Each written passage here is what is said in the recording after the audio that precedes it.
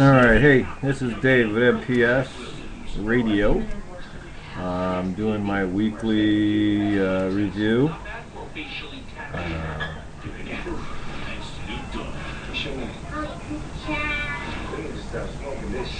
Alright, so far we've got a lot of things coming up. Sorry if we've missed everybody. Hope everybody had a really good Easter. Again, this is a 30-minute program, so I got 30 minutes to put you all to sleep or keep you all awake, but whatever happens, happens. We've got quite a few investigations coming up. Looks like our time off is over. This month alone, we've got a private investigation coming up. We have another investigation towards the end of the month, and we have Len Dorman's weekend extravaganza down by the lakefront in Chicago. It's going to be pretty good. I think the summer's coming, it's warming up. This is the time we need to get out and start doing some stuff. I think possibly I'll try this Saturday, hopefully, to join Miss Ursula Walensky over at Bachelor's Grove. Not sure exactly how that's going to work. I've been informed we are not allowed in the cemetery anymore. I don't know. I thought it was still public to open to public in the day, but has it be, whatever, we're going to be outside of the cemetery and having a meeting and a group together. It should be alright. It should be a good time. So I'll see if I can make my way out that way. I have things to do in the evening, so I won't be able to stay forever. Been a while since the MPS group's been together. We had Ken over for Easter. Of course, he was able to fill himself up. Poor guy had to work on Sunday. It's going to be interesting. You know, the field's picking up, and, you know, there's a lot to learn, and we're still working on our bus trip that we want to try to get together for May. I'm hoping maybe the second or third week of, well, I believe actually the third week of May, we're going to be heading out to Clinton, Illinois for a weekend investigation. That'll be four straight days of investigating, Friday, Saturday, Sunday, and Monday finishing up, coming back. I don't think all the investigators are going to make a whole weekend, but they will be there for a few of the days. The 19th, weekend of the 19th, we are going to be doing a private investigation where I guess the activity is actually picked up drastically. Now there has been pushing and holding and sightings of black shadows, dark shadows. If we're getting all the activity that she says she is, we're going to have an interesting night. I'm hoping we can do this all night. We can get there Friday. We're going to try to get there Friday about 8 o'clock p.m. and we're going to hopefully stay until about 9-10 o'clock Saturday morning. That one should be interesting. I don't know on this trip what we're going to be able to do unless we figure out who and what is there. This woman now is saying there's multiple apparitions. I'll figure that out when I get there. Of course, I have the feeling, I have ways to feel these things, so we'll see. It should be an interesting investigation. I hope if we can do something that evening, we will. Most likely, looks like we're just going to have to feel it out and see how things work. We also have an investigation coming up the following weekend with a friend of ours, Brandon. We're going to be doing a theater. See how that one works out. I have to get on. It's been a while since I've actually sat on Facebook, but I got to get on there and read all the details. Should be good. Once I get the details set up on that, I will let you know Sunday during a regular hour show. 6 p.m. through 6 p.m. through 8 p.m. Sunday nights, every night, except of course holidays like last weekend where we did miss it.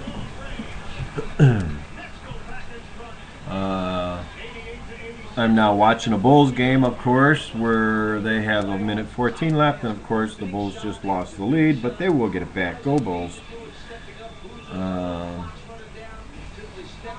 I just would like to thank everybody for their patience. I know everyone from the MPS group is itching to get back on the air. I hope all my MPS friends had a great weekend. I hope everything worked out for them. Hope their Easter was pleasant. I hope all your Easters were pleasant. I hope everything's working out with Jennifer and her new group out in New Jersey. And I hope the new group out in Idaho is working out. I hear she might be coming in the city. I'll be glad to meet with her if she does. Alright, let's see. We have, there's going to be a lot going on this summer. We hopefully will be doing a lot of private investigations. We'd like to get our website together, and finally we're going to get it up. Kenneth Moyer is working on it, and once we get that set up and the public can actually contact us, I'm hoping that we will get more investigations that we can work on. We're still working on getting some new equipment. Of course, unfortunately, I lost my DVR system last year. I have all the cams, and it does no good with cams. So now I'm working on hooking up a new DVR system. Anyone out there that's listening has a used one they want to get rid of, it works. You can contact me via Facebook. Let me know. We don't need cams. Cams are a plus if they come with it, but we don't need cams. We just need a DVR system with memory, of course, with the hard drive. If you have one and you need to get rid of it, or it's just sitting around the house or in the garage, let us know. We'd be more than happy to take it off your hands. I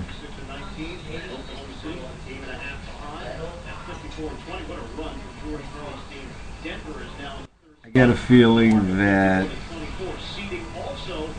there's going to be a lot of new activities going on between the MPS group and Ursula Bolinski and other friends that we have out on the Facebook.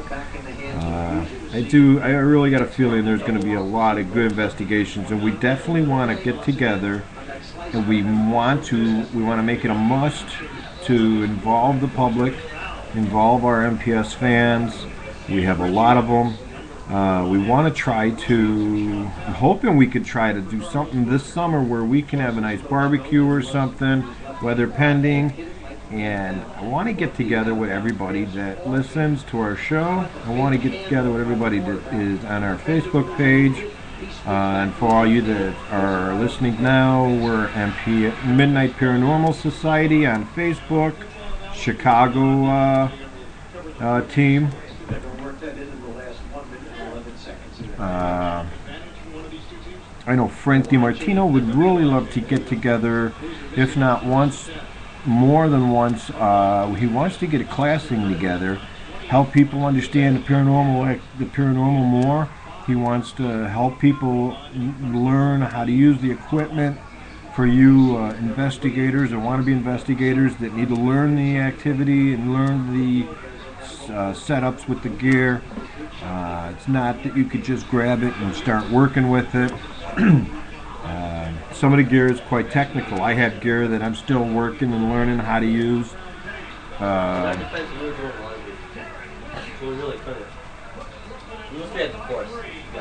Let's see. It'll be interesting. We will have a lot of good stuff going on. Lately, we haven't done much. We've talked to a few people. Again, we're still waiting. I'm hoping that we've got this bar here in Chicago on Milwaukee Avenue, Milwaukee and Lawrence. Really hoping that they will contact us. If not, in the next couple of weeks, I'm going to go in there, try to see if I can't hook up with the owner that I was walking in the parade with, and see about getting in and doing a private investigation there. We also are waiting on one of the MPS members to inform us on a high school that has a lot of activity.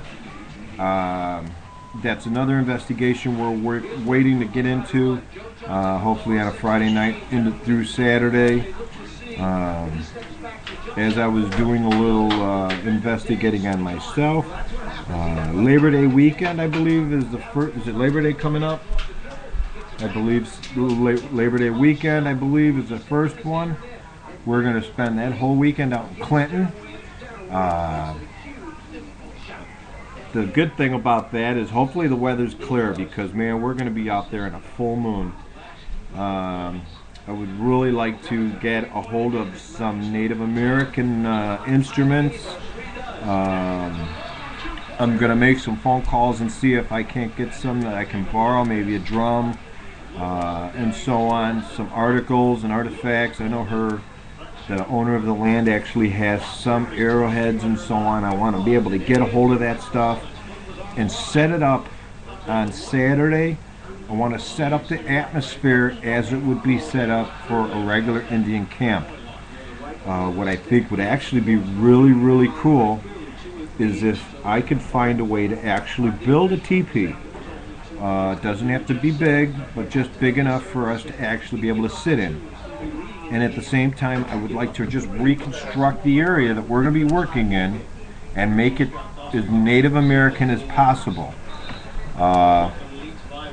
And then hopefully by that evening, we can have our ritual and do our dances and play the music, either via equipment or actual radio or DVD or CD, however we do it. I want to make the atmosphere as much as possible the way it was back in the 1600s, 1800s, whatever the years the Native Americans were around.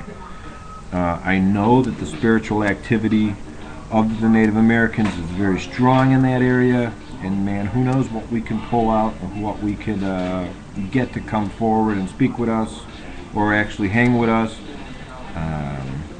I got a feeling if we do get them to speak to us, we're not going to understand what they're saying. It would be great if I had somebody talk to Ursula and see if possibly we could even get the gentleman that she had with her during one of her dinners, and see if we cannot get him out there for Saturday night, and he could help us if he hears anything on the voice recorders and so on that possibly could be Native American speaking. He is a Native American himself, and he travels around to different Native American locations in the States, and it would be very interesting to know what we have captured on the spot. I'm also going to try to find software that maybe I could hook one of the laptops to, or download to one of the laptops. And nice, sorry, Bulls just took the lead. Nice, 22 minutes left. 22 seconds left actually. But yeah, I want to get a software maybe even that I could hook to possibly a speaker, and it can pick up whatever the language is being spoken, and it can translate it for us. So basically, like I was saying, a translator. That would be very cool, because some of the activity that I had got when I was there last time, boy, I'll tell you, if I would have trashed out my DVR, that's how I lost my DVR system in the first place, was out in Clinton. I was filming during a rainstorm, and something showed up, and it was probably the most incredible thing I've ever seen. But of course, the following afternoon, when I went down to pack up my equipment, it was laid out all over the floor. Most of you know the story. Some of you that just started listening might not have. We do believe that might have been actually my kid ripping a cable off during the day with the cam sitting out in the field, or it was paranormal and they just didn't want us going home with the activity I had on the DVR system. So, we'll see. That's going to be really, really, really an exciting weekend. I'm really thinking we could actually, hopefully, come home with a lot of evidence. Should be a great time. So that's going to be Labor Day, or I believe it's Memorial Day or Labor Day week. The first weekend coming up in April, like around the 27th. that whole weekend we're going to spend out in Clinton. This could be a lot of time. There's going to be a lot of cemeteries we're going to go back to. I'd like to spend a few hours, maybe Friday night when we get there, we get settled in. Come midnight, we're going to probably head over to the cemetery and just hang out there. Last time we were there, we were catching a lot of shadows roaming through this cemetery. Now, this is a very small cemetery. Boy, I mean, you can walk across this cemetery. If you go from one end to the other, it's probably not even a minute and a half walk across. If you go from top to bottom, 2 minutes. If you go side to side, it's probably a minute. That's how small it is. But the activity there is crazy. You get a good night when it's really active, and believe me, if it's a full moon and we get a nice foggy evening, clear sky, it'll be interesting. I've got a new place that we moved into, and lately the activity has kind of been on and off. There was times where our door, actually both doors here, have been opened. It's crazy because they have twist locks on the doors, and you need to twist the lock to be able to open the door. Well, we all have now found out that whoever's here can twist the locks and open both doors. My kid was sitting in the front room and heard something and said that she thought she heard the door open. Well, of course, they went and checked, and sure enough, the door was open. So that kind of slowed down, but I am hearing voices in the apartment now. Just a night ago, I'd say 2 nights ago, this is Thursday, Tuesday night, sitting in here working on my computer, I heard a woman crying. Now my wife was in bed and my child was sleeping in her room, so there was nobody awake. And of course, yes, I was listening to female crying. It was quite weird. That went on for probably 3 to 4 minutes. It was crazy. Again, we've had talking back and forth between me and my family, and we've had other things in the background answer us. So this is going to be an interesting place. I know that the last place we lived in, we had a young girl that was living there with us. We had a young boy that was living with us. I know the girl, she moved with us, and the boy still stayed behind. I don't think he can travel. I think he's stuck where he's at. So it's interesting. We'll see. Let's see.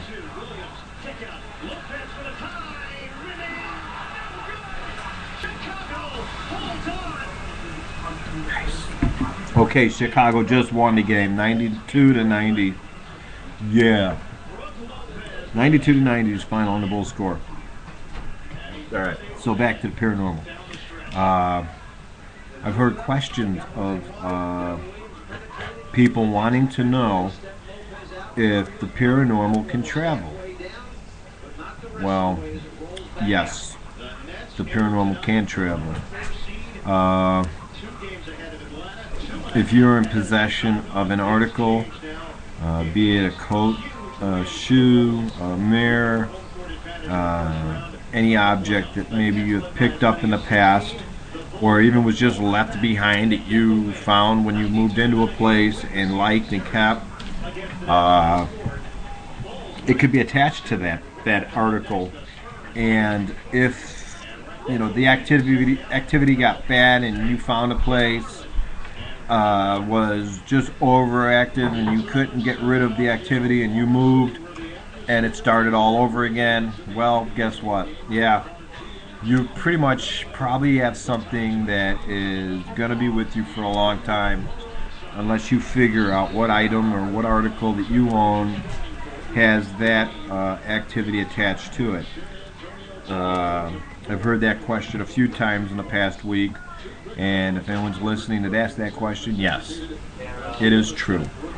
You could have brought, like, say, Jennifer out in New Jersey. She was with us on an investigation over at Bachelor's Grove. They could have picked up maybe a rock, or they could have brought anything back with them, even a photograph where they've captured something in a photograph.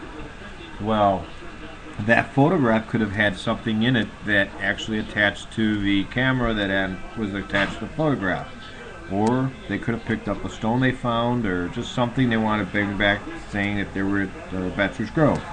Well, something could have attached to that. It could have went back with them. My advice to them is, if their activity continues on the way it is, if you did bring back a stone or a leaf or a plant or something with you from Bachelor's Grove that you think that was cool, well, let's see, get rid of it. Take it to a cemetery. Well, actually, I would not do that. I'm sorry. Disregard. When you come back to Chicago, if you still have whatever article it is you might have picked up at Bachelor's Grove, bring it back with. We'll go back to Bachelor's Grove. You could put it back there. That's basically really the only way you can get rid of it. And I know it sounds crazy, but even with items that people found in homes, just say you moved into a house and you found, say, a picture that you liked that was left behind. Okay, well, you've had paranormal activity. Now you decide, okay, well, we can't deal with this, we moved out, but yet you took the photo with you. If that was the case, you need to take that photo back to the home that you got it from. Do not toss it, do not throw it out, do not burn it, do not break it, don't put it in your attic, don't put it in the garage. Take it back where you found it, to the home that it came from. And I'd say 90% of the time, you will find yourself paranormal free. Because you'll be taking back what you found and leaving it where it originated, and you will be leaving the paranormal activity there.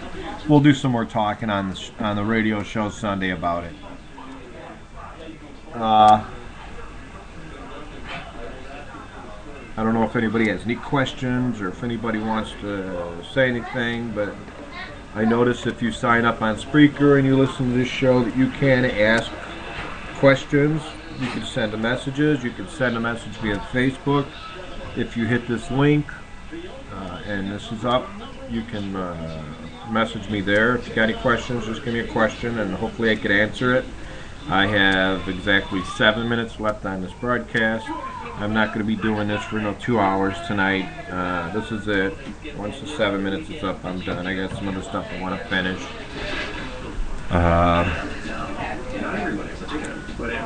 I don't know. I guess that's about it. My son's actually birthdays this week. Last week, just say, one turned 17, one turned 18. God, where did time go? My daughter in July, she's going to be turning 13. I have an anniversary coming up next week. We're going on 12 years. April 6th. It's amazing, isn't it? Time just goes by. Just goes by. And it's something you wonder about. I sit here on the laptop talking to everybody. Does the paranormal do the same? Does the paranormal have a world out there that they actually just do what we do? When they pass on here, they just cross over into that world, or they're stuck in that world?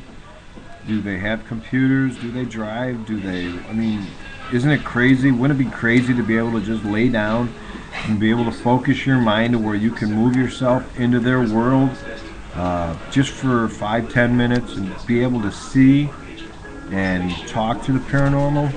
That would just be crazy. Almost like that movie a while back, about 10 years ago, I think it was called Highliners or Flatliner, where they were able to actually leave their body. Would that be something if you could do that? Be able to port over to another dimension where the paranormal is actually at, and be able to talk to people and interview them, and then be able to come back and say, hey, this is what I found out. That'd be crazy. I don't know.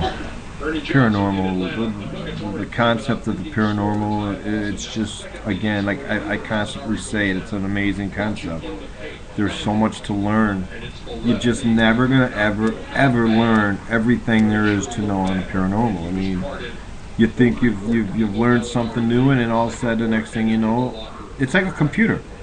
The paranormal is like a computer. I go out, or you go out and buy the latest computer. Man, you're great. You're all set. You got the best thing on the market. But guess what? In a month, that's obsolete, and they have a better computer. It's all the same. Paranormal is about the same way. You finally get your first EVP, and something's talking to you, and you say, wow, that's the greatest thing on the planet. But then the next investigation, you get a photograph with something standing in front of you. Then you say, wow, that's even better than the EVP. But then the next investigation, you got a video, and you see something walk across the camera. It never ends. It's always the same. Something's always going to be out there that's going to give you more excitement. It's great. That's why this field is so awesome. And then you get the people that say, oh, this stuff isn't real. That's even better, because now you have the chance and the opportunity to convince them otherwise. Invite them to an investigation for the public. Invite them to do things together. Show them your photos. Let them listen to your EVPs. Let them see your videos. You know, you're not going to convince everybody. There's a billion people out there that say, ah, this is a bunch of hog shit. But you know what? That's okay. Because the less people that believe, the more the field is open for us. I like convincing people that, you know, the paranormal does exist. But think about it. As a private or an investigator, paranormal investigator, do we need any more investigators? Me personally, I don't think so. I think there's enough of us out there now to do the job, to get it done right. Do we need another team out there? No, I don't see why we need more teams. I mean, if that's what you want to do, that's great. But you know, I don't know. It's crazy. One of these days, we're going to get the cream of the crop. We're going to get something that's going to actually walk up, sit down, stand, look at us, do whatever it does, but it's going to speak to us, and we're going to capture it on video, we're going to capture it on photo, and it's going to explain to us the afterworld. And that will be the most amazing thing ever happened on paranormal ever. That would be the greatest. Now, I would love it to have it happen to the Midnight Paranormal Society. That would be great for us. Now, for anyone else out here that's listening, I have had numerous contacts. Well, I have contacted the White House. I want to investigate the White House. If not for a half hour, for an hour, for 2 hours. But unfortunately, they won't allow me to do that. They won't contact me back. They won't write back. They're all so eager to get your money, and they're also eager to kiss your ass for elections and do this and that. But when you want something, they're just never there for the public, because they don't give a shit. So if anybody's out there wants to go to the whitehouse.org and say, hey, look, what the hell? Acknowledge Midnight Paranormal Society Chicago is trying to contact you. Tell them yes or no. That's the task for this week. Or let's say this is the task as of now until next Thursday. Let's send as many emails to the White House. Let's see if they'll even acknowledge us for 1 second. Midnight Paranormal, White House investigation. If anybody's hearing this and anyone wants to help out, send the emails. Say, what the hell? We voted. We helped. Now help us. What's so wrong about allowing us into a building that we pay for? We helped make. Okay? Alright, that's it. I'm down to about 10 seconds. This is Thursday the 4th, April 4th. I'm MPS Dave. I'm with Midnight Paranormal Society, Chicago, Midnight Paranormal Radio. All you have a great evening, and I'm out. Good night.